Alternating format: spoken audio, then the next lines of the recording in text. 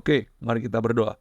Bapa kami dalam sorga, terima kasih Tuhan buat pagi hari ini. Kalau pagi hari ini kami boleh bangun, kami boleh menghirup napas kehidupan kami yang baru. Kami percaya semua karena kebaikan dan anugerah Tuhan yang berlimpah-limpah dalam kehidupan kami. Pada pagi hari ini Tuhan tolong kami untuk kami boleh memahami firman-Mu ya Bapak. Berbicaralah buat setiap kami. Di dalam nama Tuhan kami Yesus Kristus. Haleluya, haleluya. Amin. Shalom Bapak Ibu, saudaraku terkasih dalam Tuhan. Selamat pagi buat kita semua. Selamat hari Senin Bapak Ibu. Saya berharap Bapak Ibu semua tetap dalam keadaan yang on fire Bapak Ibu ya. Sekalipun hari Senin gak mudah buat kita untuk bangun pagi. Tapi kalau Bapak Ibu bisa bangun pagi dan ikut dari devotion, respect Bapak Ibu. Ya, karena memang tidak mudah. Sekali lagi Bapak Ibu ya, kita Daily Devotion selalu hadir dari hari Senin sampai dengan hari Jumat jam 5.30 pagi secara live streaming. Bapak Ibu bisa melihat tayangan ulangnya di Instagram ataupun di YouTube ya, Rumah Harmoni TV Bapak Ibu. Ya, kalau Bapak Ibu mau belajar firman Tuhan, ya semuanya ada di Rumah Harmoni TV Bapak Ibu ya, yang ada di YouTube Bapak Ibu. Saya berharap Bapak Ibu juga bisa belajar kembali firman Tuhan, oke? Kita akan langsung buka Alkitab kita dalam Ulangan 32 ayat yang ke-11. Ini ayat favorit saya ya Bapak Ibu ya. Apa kata firman Tuhan? Firman Tuhan katakan begini, laksana Raja Wali menggoyang bangkitkan isi sarangnya, melayang-layang di atas anak-anaknya, mengembangkan sayapnya, menampung seekor dan mendukungnya di atas kepaknya. Nah Bapak Ibu saudaraku terkasih dalam Tuhan, kita mesti mengerti Bapak Ibu bahwa Tuhan itu bukan Tuhan yang memanjakan anak-anaknya Bapak Ibu ya. Sama seperti orang tua terhadap anak-anaknya Bapak Ibu. Apa yang terjadi kalau kemudian kita sebagai orang tua, kemudian kita benar-benar memanjakan anak kita. Bapak Ibu setuju gak dengan saya kalau anak manja itu cenderung kalau udah besar akan mengalami kepahitan sama orang tuanya. Ya mungkin Bapak Ibu bingung ya. Kalau kita memanjakan anak kita kan berarti kita menyayangi anak kita secara lebih kan Bapak Ibu ya. Tapi kenapa bisa kepahitan? Nah ini Bapak Ibu ya. Kalau kita memanjakan anak kita, artinya begini Bapak Ibu. Kita akan selalu memberikan apapun yang anak kita inginkan Bapak Ibu. Itu dia Bapak Ibu ya. Dan ketika anak ini bertumbuh besar, kemudian anak ini bertumbuh dengan semua yang dia mau selalu diberikan sama orang tuanya. Ketika dia sudah besar Bapak Ibu ya, maka dia akan terbelenggu oleh keinginannya Bapak Ibu. Dan ketika dia tidak mendapatkan apa yang dia mau, nah disitulah anak ini akan mendapatkan kepahitan sama orang tuanya Bapak Ibu. Nah, cara mendidik gak bisa seperti itu Bapak Ibu. Sama seperti Tuhan juga mendidik anak-anaknya, bukan dengan memanjakannya Bapak Ibu. Nah Bapak Ibu saudaraku terkasih dalam Tuhan, apa sih yang saya ingin sampaikan pada pagi hari ini Bapak Ibu, bahwa di zaman seperti ini Bapak Ibu ya, yang namanya jumlah follower di medsos Bapak Ibu, jumlah simpatisan, karyawan, bahkan jumlah jemaat, itu seringkali dianggap sebagai aset atau tanda kesuksesan. Betul nggak Bapak Ibu ya? Kalau angkanya turun, nah ini berbahaya Bapak Ibu. Tetapi kalau kita membayangkan kita ada di posisi murid Yesus, mungkin kita akan sering bingung Bapak Ibu. Kenapa? Karena ada saat di mana Yesus itu sangat populer Bapak Ibu. Ya, dia sering diikuti 4.000 sampai 5.000 lebih pria. Itu belum termasuk anak-anak dan wanita Bapak Ibu. Tetapi saat ribuan orang itu mencari Yesus, yang Yesus lakukan justru menyampaikan khotbah yang keras, yang membuat banyak orang itu jadi mundur Bapak Ibu. Jadi kalau Bapak Ibu baca ya, Yohanes 6 ayat yang ke-66, di situ dituliskan pengikut-pengikut Yesus mengundurkan diri Bapak Ibu. Tapi di lain kesempatan juga Bapak Ibu, ada waktu di mana Yesus masuk ke Yerusalem dan kemudian dia dieluk-elukan sebagai Raja Penyelamat Bapak Ibu. Nah ini seolah-olah momen tampilnya dia sebagai Mesias, pembebas Israel dari Romawi. Tapi Bapak Ibu tahu, beberapa hari kemudian Yesus justru ditangkap dan mati disalibkan oleh orang-orang Romawi Bapak Ibu. Bapak Ibu saudaraku terkasih dalam Tuhan, pada pagi hari ini kita mau belajar ya Bapak Ibu ya. Pada saat masa depan kita seolah-olah itu cerah Bapak Ibu, tiba-tiba segala sesuatu itu bisa berubah Bapak Ibu. Berapa banyak yang ngalami seperti itu Bapak Ibu. Kondisi kita lagi baik-baik saja, tiba-tiba dalam kurun waktu 1 hari tiba-tiba masalah datang Bapak Ibu. Nggak ada hujan, nggak ada angin, tiba-tiba masalah datang. Dan masalah yang datang nggak berhenti-berhenti Bapak Ibu. Pernah ngalami Bapak Ibu? Saya mau kasih tahu Bapak Ibu, bukan cuman Bapak Ibu yang ngalami itu semua. Tokoh-tokoh Alkitab juga sering ngalami yang seperti itu Bapak Ibu. Abraham Bapak Ibu, sebelum Abraham dipanggil Bapak Ibu keluar dari Ur Kasdim, dia itu orang berada Bapak Ibu. Dia itu punya bisnis Bapak Ibu. Yang mengerti katakan haleluya. Tapi begitu dia menjalani panggilan Tuhan, maka apa yang terjadi? Abraham hidupnya itu seperti roller coaster Bapak Ibu. Iya kan? Muter tanpa tahu kemana dia harus melangkah Bapak Ibu. Begitu juga dengan Daud. Begitu juga dengan Ayub Bapak Ibu. Bapak Ibu bayangin Ayub ya Bapak Ibu ya. Baru kemarin dia jadi orang kaya. Baru kemarin dia ngumpul sama anak dan istrinya. Dalam kurun waktu 1 hari Bapak Ibu. Semua hartanya habis Bapak Ibu. Hartanya habis Bapak Ibu. Anak-anaknya meninggal semua, istrinya kemudian meninggalkan Ayub, teman-teman Ayub meninggalkan Ayub semua dalam kurun waktu yang sangat singkat Bapak Ibu. Itu juga yang terjadi dengan Maria ibu Yesus Bapak Ibu, betul gak sih? Baru malamnya Bapak Ibu dapat suara malaikat Bapak Ibu, tapi apa yang terjadi kemudian Bapak Ibu? Dia harus dikejar-kejar Bapak Ibu. Begitu juga dengan Yusuf, ketika dia mendapatkan mimpi itu nggak langsung tergenapi Bapak Ibu dalam kehidupan Yusuf. Yusuf harus mengalami proses Bapak Ibu. Dia harus dibuang dulu, dia harus jadi budak dulu, dia harus masuk penjara dulu. Jadi mereka juga mengalami Bapak Ibu saudaraku terkasih dalam Tuhan. Nah, Bapak Ibu saudaraku terkasih dalam Tuhan, saya mau kasih tahu bahwa pada pagi hari ini, apa yang tokoh-tokoh Alkitab itu alami, itu adalah gambaran Bapak Ibu, ya, Musa, yang Musa tulis dalam Ulangan 32 ayat yang ke-11, bahwa saudara dan saya, kita itu seperti anak bulung Raja Wali Bapak Ibu. Ya kan, kenyamanan mereka tiba-tiba diusik, sarang mereka digoncangkan, mereka dipaksa terjun ke udara bebas, dan mereka harus belajar terbang saat itu juga Bapak Ibu.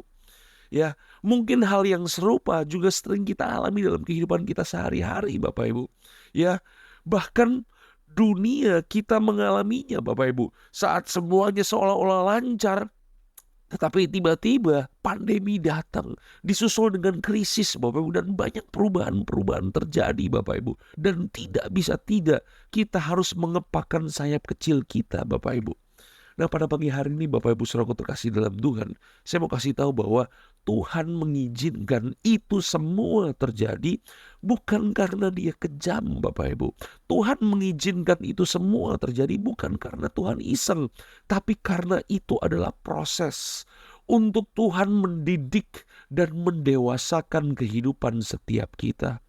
Saya mau kasih satu statement Bapak Ibu, saya berharap Bapak Ibu diberkati dengan statement ini, bahwa pelaut yang hebat tidak pernah dihasilkan lewat laut yang tenang Bapak Ibu.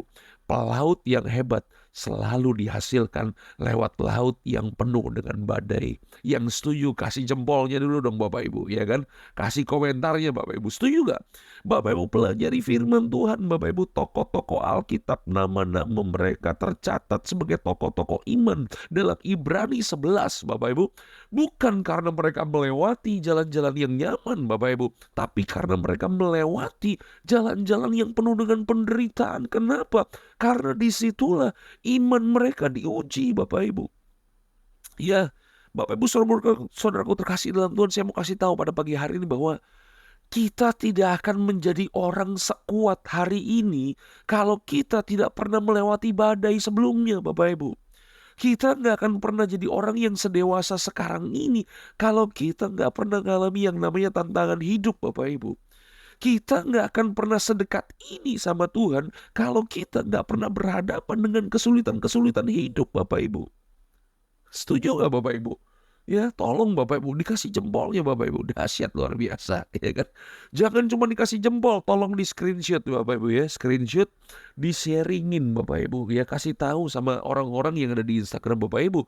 Dari devotion itu firman Tuhannya mantap-mantap Bapak Ibu. Haleluya. Promosi sedikit Bapak Ibu, ya kan? Tapi hidup itu memang paradoks Bapak Ibu ya. Saya kasih contoh.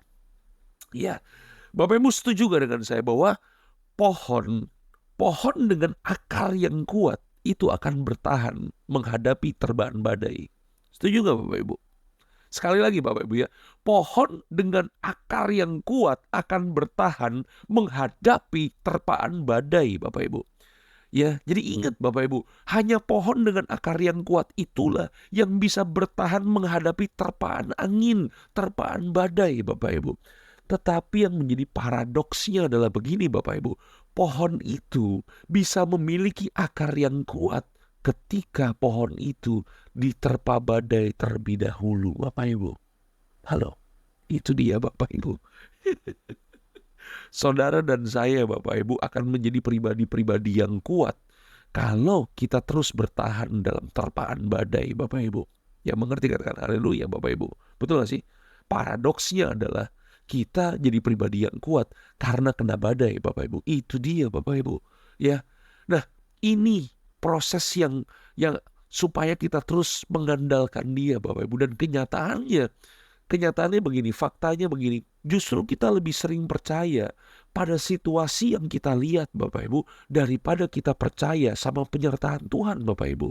Ya, sama seperti kisah murid-murid Yesus yang mengalami badai. Dan waktu itu Yesus tertidur Bapak Ibu. Saudaraku terkasih dalam Tuhan, ya saya mau kasih tahu bahwa kita akan mengalami perkara-perkara yang hebat. Kita akan mengalami Tuhan yang sesungguhnya Bapak Ibu, bukan pada saat lautnya tenang Bapak Ibu. Ya, murid-murid Yesus baru mengenal Tuhan yang sesungguhnya. Murid-murid itu bisa berkata begini, siapakah gerangan orang ini sehingga angin dan laut pun taat kepadanya. Murid-murid gak akan pernah ngalami ginosko. Murid-murid gak akan pernah ngalami yang namanya keberadaan Tuhan kalau cuma di pinggir pantai Bapak Ibu. Murid-murid gak akan pernah ngalami penyertaan Tuhan kalau lautnya tenang Bapak Ibu.